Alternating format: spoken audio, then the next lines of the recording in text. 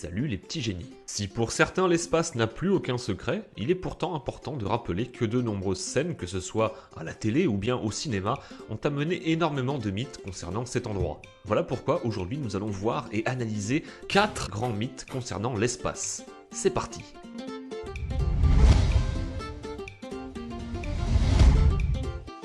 Commençons par le commencement, le son. Comparons-le à la lumière. Cette dernière est une onde électromagnétique, ce qui signifie qu'elle peut se propager partout, et ça même dans le vide.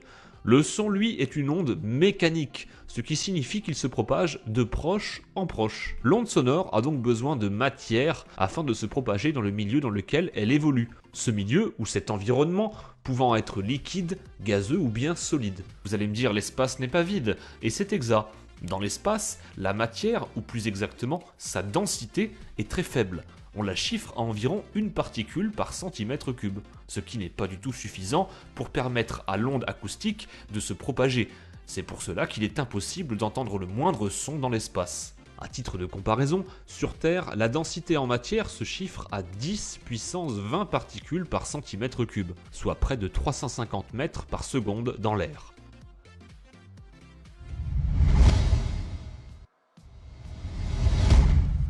Depuis bientôt 30 jours, c'est la fin des vacances pour la plupart d'entre nous, mais personne n'a oublié notre meilleur ami, celui qui nous a permis d'enchaîner les barbecues, ainsi que de parfaire notre bronzage cet été, je parle évidemment du soleil. Si vous aimez les couchers de soleil, ou tout simplement le ciel en général, vous avez déjà dû apercevoir cette énorme masse entre deux nuages. Si maintenant je vous demande de quelle couleur est le soleil, vous me direz sûrement qu'il est jaune, et c'est pourtant complètement faux. La lumière du soleil arrivant jusqu'à nous est en réalité blanche. Entre le soleil et nous s'interpose l'air de notre atmosphère.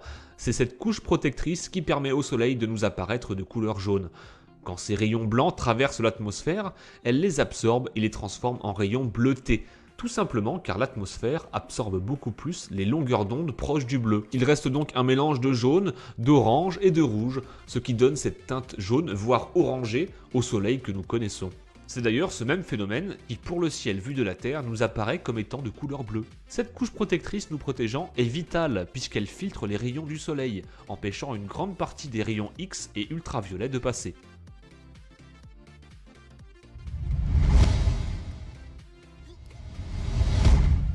Si en tant qu'amateur, on pense la plupart du temps qu'un trou noir aspire tout ce qui passe à sa portée, d'un point de vue scientifique, c'était également un raisonnement sensé il n'y a encore pas si longtemps. Aujourd'hui, on sait maintenant que les trous noirs dévorent en réalité très peu de matière. Ils en éjectent d'ailleurs même énormément dans l'espace. Il faut savoir que l'attraction d'un trou noir n'est énorme que si vous êtes extrêmement proche de celui-ci. Un trou noir n'aspire donc pas tout ce qui passe. Il n'attirera au maximum qu'une étoile de la même masse que lui.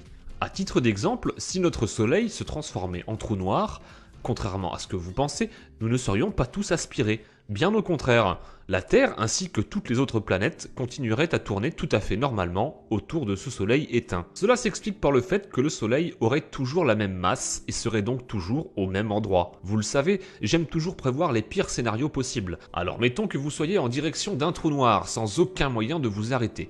Là encore, il faut savoir qu'un trou noir est en réalité d'une taille plus que modeste, et vous aurez beaucoup plus de chances de le rater plutôt que de tomber dedans. Mais alors que deviennent les objets n'entrant pas dans ce trou noir ? Eh bien c'est simple, ils se mettent à tourner autour de celui-ci à une vitesse de plus en plus forte. Ces objets qu'on appellera matière finiront par se retrouver dans ce qu'on appelle un disque d'accrétion. Le plus simple pour vous aider à vous représenter ce disque est de vous imaginer la planète Saturne. En plus de tourner de plus en plus vite, cette matière voit sa température augmenter continuellement à tel point qu'elle devient plus chaude qu'une étoile. Quand la température atteint un seuil critique, cette matière émet une lumière intense que l'on peut apercevoir grâce aux rayons X. C'est grâce à cette découverte que l'on a pu commencer à détecter de plus en plus de trous noirs depuis 1971 jusqu'à ce jour.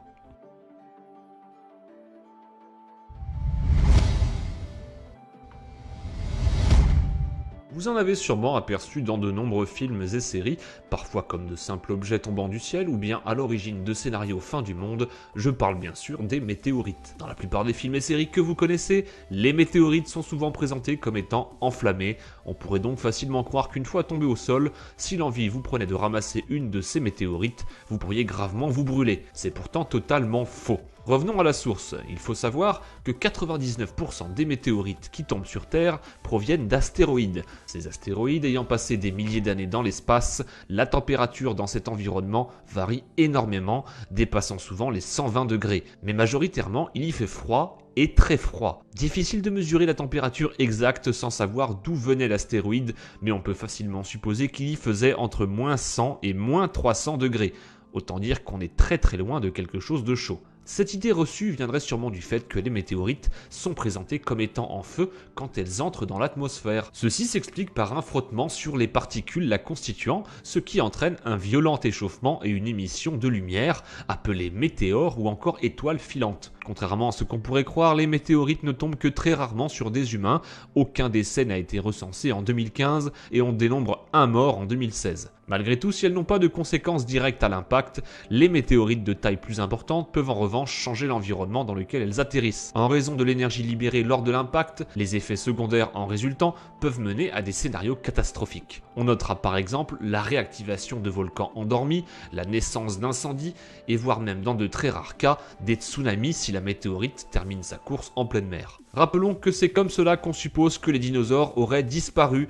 Lors de sa chute, une météorite disperse une quantité considérable de particules dans l'atmosphère, ce qui peut parfois être suffisant pour modifier brutalement et durablement le climat sur l'ensemble de la Terre.